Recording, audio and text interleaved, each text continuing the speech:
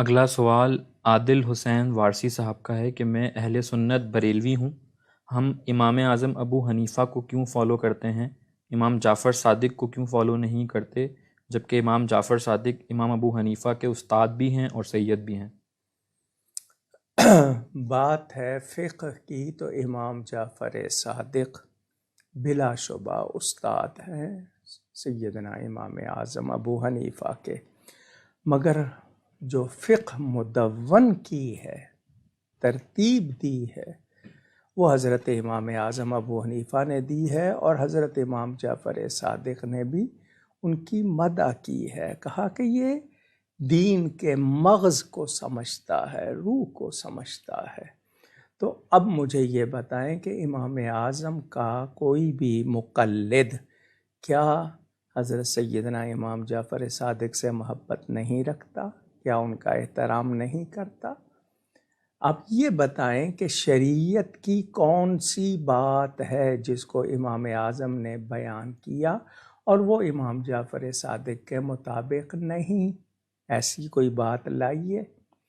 تو آپ نے شاید سمجھا نہیں ہے، میں نے پہلے بتایا کہ یہ چاروں امام جن کو ہم اہل سنت کے امام کہتے ہیں، ائمہ اربع، فقہ اربع، امام اعظم، امام شافعی، امام مالک، امام احمد بن حنبل رضی اللہ عنہ، چاروں سنی ہیں اور ان میں عقیدے کا کوئی اختلاف نہیں ہے۔ مسائل جو فروعی ہیں ان کی تعبیر میں کہیں کہیں فرق ہے۔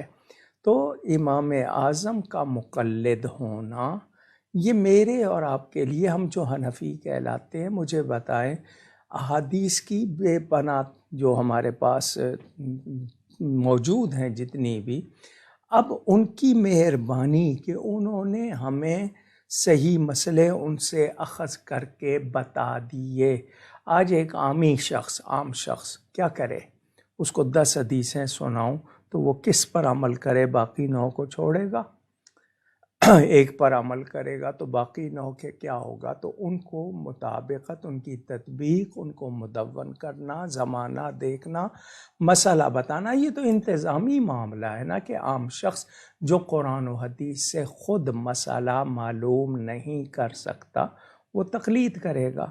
تو جب امام اعظم کی تقلید داتا گنج بخش کر رہے ہیں، خواجہ غریب نواز کر رہے ہیں، جو اپنے وقت کے بڑے بڑے عالم تھے وہ کر رہے ہیں، نہیں بلکہ یہ قول کہ امام شافعی کہہ رہے ہیں کلہم فی الفقہ عیال ابی حنیفہ، سب کے سب فقہ میں حضرت ابو حنیفہ کی عیال ہیں، یعنی ان کے آپ سمجھ لیجئے کہ اولاد کی طرح، یا انہی کے فیض یافتہ ہے۔